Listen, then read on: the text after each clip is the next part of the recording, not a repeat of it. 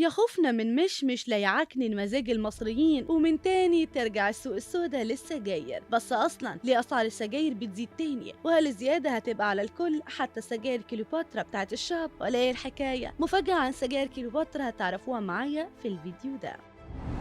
6 شركات زودت أسعار سجايرها في السوق، وحسب المصري اليوم الزيادات وصلت ل 11 جنيه في العلبة الواحدة. أبرز الأصناف اللي زادت هي مارلبورو، ميريت، والإل إم، دافيدوف، تايم، مانشستر، وينستون. وده اللي استفز إبراهيم امبابي رئيس شعبة الدخان علشان يطلع يتكلم ويقول إن الزيادة اللي حصلت كبيرة جدا ومحدش فاهمها، لأن قبل كده كان ممكن الزيادة تبقى 5 أو 6 جنيه على العلبة، إنما تعدي الرقم ده وتبقى الضعف أهو ده اللي مبالغ فيه شوية. ورغم ارتفاع أسعار مستلزمات الإنتاج وصعوبة توفير الدولار من البنوك لاستيراد الخامات، لكن هو شايف إن ده مش أحسن وقت لتطبيق الزيادة الجديدة. وزي ما بيقول المستهلك عمال يتلطش في وشه يمين وشمال، والمفروض لو الشركات الأجنبية عندها شوية ذكاء كانت ترفع السعر على مرتين. بس لو فاكر إن الحكاية هتقف عند السجاير الأجنبي وبس تبقى غلطان. وصحيح شركة الشرقية للدخان لسه ما اتكلمتش عن الأسعار، بس غالبا الزيادة في سوق السجاير لما بتحصل بتبقى على الكل. إبراهيم امبابي قال إن في نية من الشركات لرفع الأسعار، ممكن سعر علبة الكليوباترا اللي بيشربها أغلب الشعب توصل ل 30 جنيه. على فكرة جرت العادة إنه بيحصل رفع الأسعار السجاير في شهر مايو من كل سنة، ده بعد قرار الدولة بزيادة الضرائب عليها. علشان كده في تجار بيخزنوا السجاير من قبل التاريخ ده بحوالي 3 أو 4 شهور، علشان لما قرار الزيادة ينزل رسمي يبيع القديم بالسعر الجديد ويحط الفرق في جيبه. بس في نفس الوقت المفروض إن جهاز حماية المستهلك هيراقب سلسلة بيع السجاير، ده بداية من المصنع لغاية ما توصل للكشك في الشارع، وكمان حط مهلة شهر علشان تنهي أزمة السجاير في مصر. الحاجة الإيجابية الوحيدة في زيادة أسعار السجاير دلوقتي إن الدولة هتستفيد، لأن سعر السجاير الأجنبي في السوق السوداء بتوصل ل 85 جنيه والفرق كله بيروح لجيب الحيتان الكبار. لكن دلوقتي وبعد زيادة رسمية كده البيع هيبقى بسعر السوق وخزينة الدولة مش هتستفيد.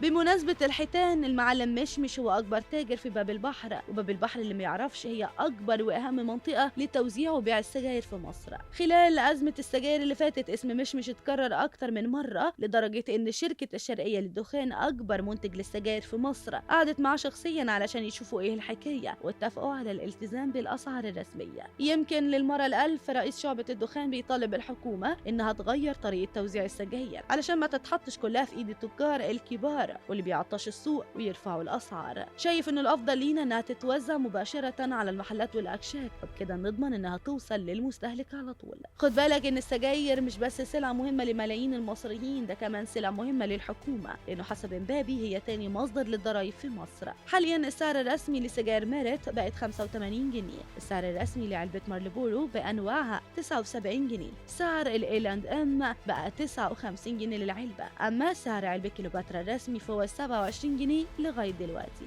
في النهاية أنت بقى بتصرف كام على السجاير؟ ولو سعر علبة سجاير كيلوباترا بقى 30 جنيه رسمي هيبقى سعر مقبول؟ شاركوني برأيكم في التعليقات.